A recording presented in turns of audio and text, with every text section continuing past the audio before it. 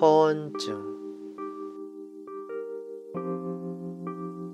여러분은 혹시 허언증이라는 것에 대해 정확히 아시나요?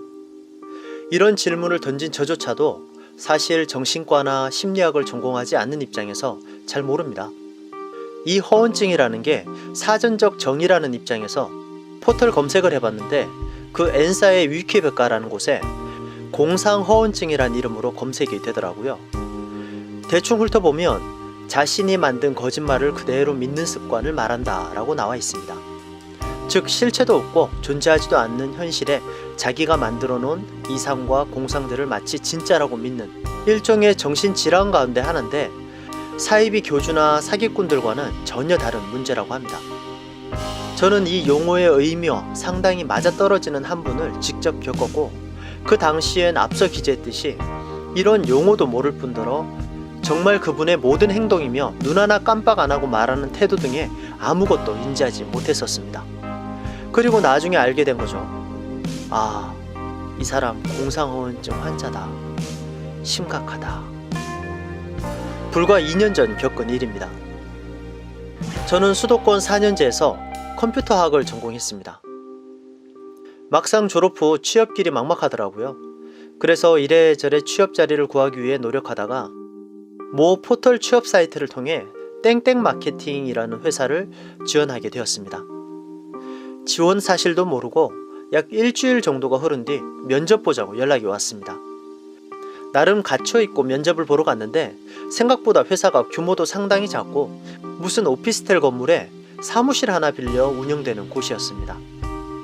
그래도 면접실은 따로 갖추고 있었는데 저에게 면접을 보자고 하신 분이 바로 그 겪은 분입니다. 면접실 문을 놓고 한 뒤 모든 면접자가 그렇듯 정중히 들어가 인사를 하니 웬 중년의 노신사 한 분이 온화한 미소를 머금고 앉으라고 하시는 겁니다. 이분이 경상도 사투리를 쓰셨는데 상당히 거칠고 퉁명스러운 사투리가 아니라 말 한마디 한마디에 정겨움이 묻어나오거나 살가운 그런 말투셨습니다. 그리고는 시종일관 처음 뵀을 때 그 온화한 인상을 유지하시며 면접관이 통상적으로 퉁명스럽게 이것저것 물어보는 것과 다르게 사람 대 사람으로서 조언 같은 걸 섞어가며 흡사 강의를 듣는 것처럼 기분이 좋다는 느낌까지 받게 대화를 진행하셨습니다. 그러면서 제게 인상이 참 좋다, 같이 일하고 싶다 등 단도직입적으로 말씀하시며 면접을 마치셨습니다. 아니나 다를까 그 다음날 바로 연락이 왔습니다. 그분께서 직접 연락을 해오셨는데 성을 뺀 제 이름을 부르시며 민철군, 나 회장이다. 우리 같이 일 한번 해볼까? 해보제. 내일부터 나온나? 내 니를 참 좋게 봤대. 같이 우리 회사 한번 잘 이끌어보자 라고 하시며 연락이 오신 겁니다. 연세가 있으시며 사회적 위치라면 나름 위치도 있는 분이 권위와 위험 있는 모습이 아닌 온화하고 고든 성품으로 그렇게 합격 통보를 해주시니 몇 달째 취직이 안 되고 있던 제 입장에서는 날아갈 듯이 좋았습니다.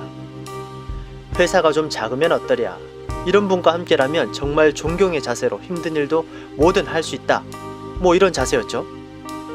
회사가 상당히 규모가 작았고 저를 포함 여직원 3명에 남자 직원 3명으로 인원도 많지 않았습니다.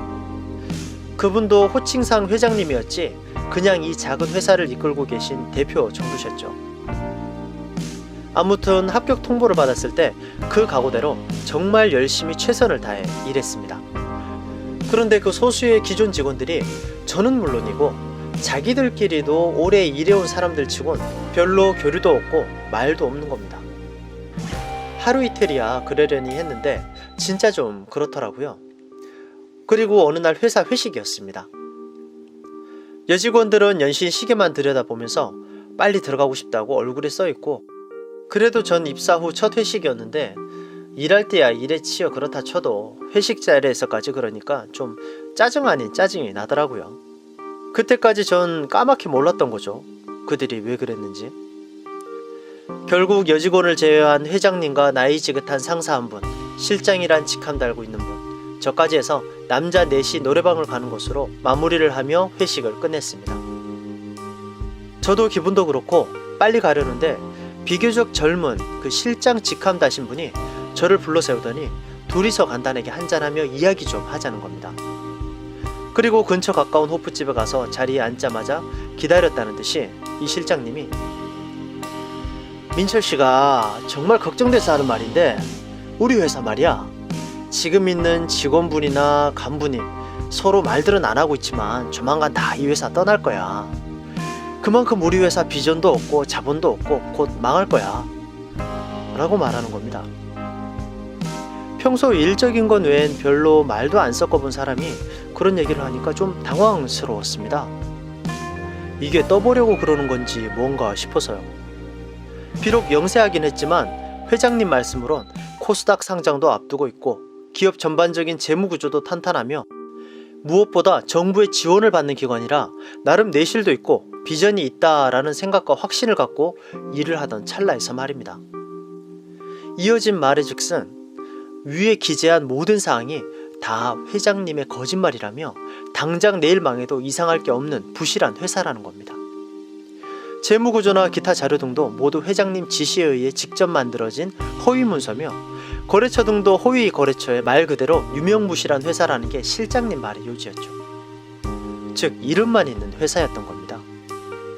그럼 이 직원들은 뭐며 월급 지급이나 활동 등이 어떻게 이루어지느냐라고 물어봤습니다. 회장님이 개인적으로 은행 대출을 받을 대로 받거나 카드 돌려막기도 모자라 사금융 불법 대출 기관까지 돈을 빌려 충당하는 거였다는 충격적인 이야기를 전해줬습니다. 더욱더 충격인 건 제가 보름간 진행해온 업무나 다른 직원들이 진행한 모든 일들이 그냥 어린애들이 부부놀이, 부엌놀이, 왕놀이 하듯이 짜여진 각본 같은 거에 의해 움직이는 놀이를 하는 것 같은 상황이었습니다. 실체도 없고 실제 업무 실적도 없는데 컴퓨터 자판도 드리고 자료 분석 같은 걸 하는 일종의 의미 없는 짓이었죠. 더 황당한 건 아침마다 경력 근무자에 한한 실적 보고와 프리젠테이션까지 진행했다는 데 있었습니다. 이쯤 되니 회장님도 회장님이지만 직원들도 정상같이 보이진 않았습니다. 그러나 그 실장님 말에 의하면 그것도 다 사정이 있답니다. 다들 이른 나이에 실직하거나 길거리에서 노숙 생활을 하는 사람, 노숙인의 경우 그 나이 지긋하신 간부님입니다. 여직원들 같은 경우엔 룸사롱이나 술집을 다니는 술집 여자들이며 당장 회장님 개인적인 대출로 월급은 따박따박 주니까 미친 짓인 걸 알지만 어쩔 수 없이 다른 직장을 구할 때까지 그러고 있었다는 겁니다. 정말 이 모든 걸 다 있는 그대로 받아들여야 할지 아니면 저를 뭔가 시험해보고 떠보려고 하는 건지 굉장히 혼란스러웠습니다. 그럼 회장님께서 왜 그런 짓을 벌이시며 직원들은 왜 자꾸 모집하시는지, 차라리 사기나 다단계면 이득이라도 있어야 하는데 본인이 직접 돈을 쓰시고 뒷감당도 못 하시는데 그런 이상한 짓을 하는지 그 자리에서 직접적으로 여쭤봤습니다. 실장님 말에 의하면 회장님은 얼마 전까지 시골에서 농사나 짓던 배움도 짧은 아무것도 모르는 분이셨다고 합니다. 그런데 언제부턴가 시골의 논이며 밭, 소까지 팔아남긴 자금으로 자취를 감추셨고 얼마 안가 그 회사를 차리셨습니다. 마케팅 회사의 대표였지만 마케팅의 맞자도 모르는 문외한이었던 거죠. 그러면서 회장님께서는 남들과 다른 면이 있으시다. 즉 자신이 상상한 대로 일을 처리하고 믿는다는 말이었습니다. 멀쩡히 농사 지으시며 시골 생활 하시던 사람이 TV나 드라마를 보며 나는 회장님 소리 좀 들어야겠다 하면서 내가 이런 데서 뭘 하고 있는 거냐고 어느 날 갑자기 논이며 밭을 팔아 자금을 마련하셨고 서울 모처에 오피스텔 하나 빌려서 사무실을 차린 뒤 사람을 모집했던 거고, 처음엔 유령회사 같아 사람이 구인되지 않자 위에 쓴 대로 처지가 어려운 사람들을 하나 둘씩 모으기 시작했고, 이 사람들을 붙잡아 두기 위해 돈을 마련할 구실로 온갖 대출의 대부까지 손을 뻗쳐 일을 진행했던 거죠. 이 이야기를 돌이켜 들으니 정말 달리 보이기 시작했습니다. 자신이 위암 사기에 걸려 오늘 내일 했는데 기적적으로 어느 날 치유가 됐다고 한 것이나, 과거 뒷골목 깡패 생활하며 10대 1로 싸움을 해 맥주병을 깨서 10명을 찔러 모두 죽여버렸다고 하셨던 이야기나, 당시 국무총리와 각별한 호용호제지간이라 자신 말 한마디면 정치 구조가 바뀔 수 있다고 하신 것 등등 정말 말도 안 되는 이야기가 많았다는 걸 뒤늦게 느꼈습니다. 물론 전 그냥 단순히 우스갯소리를 하는 거라고 얘기했지만 돌이켜 생각해보니 그런 말씀을 하실 때마다 회장님 표정이 상당히 진지했으며 거짓말이나 농담을 하는 수준이 아니었던 것 같았습니다. 물론 모두 거짓이라 단정 지을 수는 없지만 평생 시골에서 농사만 지으셨다는 분이 어느 날 갑자기 TV를 보고 그런 일을 진행하셨다니 그때부터 뭐가 진짜 진실인지 알 수 없었습니다. 실장님도 그러시더라고요. 자신들도 처음엔 자세한 내막까지는 몰랐는데 어느 날 시골에서 함께 계시던 부인이 회사로 찾아와 울며 불며 농사나 짓던 무식한 양반이 왜 저러는지 모르겠다며 한바탕 소란을 피우신 적이 있으셔서 그때 이 모든 사실을 아셨다고 털어놓았습니다. 실장님은 자신이 한 이야기를 회장님께 직접 전해도 좋다며 그렇게 된다면 노발대발하셔서 쌍욕을 퍼붓고 쫓아낼 게 분명한데 오히려 그렇게만 해준다면 고마울 것 같다는 말까지 했습니다. 사실 긴가민가한 부분도 있고 어쨌건 입사한 지 얼마 되지도 않아 그 실장님께 들은 이야기는 모두 함구하고 정상적으로 출근하며 일을 했습니다. 그땐 그 실장님도 믿을 수 없어 사실상 진실을 알면서도 저 또한 그 미친 짓에 동조한 셈입니다. 근데 시간이 지날수록 모든 상황이 그날 실장님 이야기한 대로 돌아가는 겁니다. 처음에 간부님을 시작으로 실장님부터 몇 안 되는 말단 직원들까지 모두 그만두었고 그때마다 회장님은 온화하고 인정 많아 보이시는 얼굴을 뒤집고 살면서 한번 들어볼까 말까한 거친 쌍욕에 저주를 퍼부으며 은혜를 모른다고 소리치고 역정을 내시는 게 다였습니다. 결국 저와 격리 직원 몇 명만 남은 상황까지 이르렀고 몇 달 일한 월급이고 뭐고 저도 그냥 조용히 온다 간다 말 없이 회사를 나왔습니다. 그리고 지금까지 2년 정도가 지났는데 이후 회장님과 회사에 대한 이야기는 일체 들을 수 없었습니다.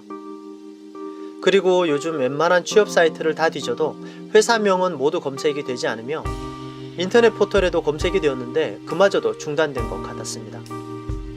불과 몇 개월 안에 코스닥 상장시키고 비전 있는 기업으로 키우겠다며 제 두 손을 꼭 잡고 온화한 얼굴로 함께 잘 키워보자시던 회장님의 그 인자한 미소가 아직도 잊혀지지가 않습니다. 실장님이 하신 말씀은 모두 사실이었을지 아닐지 모르겠지만 만약 정말 그것이 모두 사실이라면 공상허언증이라는 병이 단순한 개인의 허상이나 허세의 수준이 아닌 한 사람과 그 가족의 인생을 송두리째 무너뜨릴 수 있는 정신병 중에서도 가장 무서운 정신병이라는 것을 알게 되었습니다.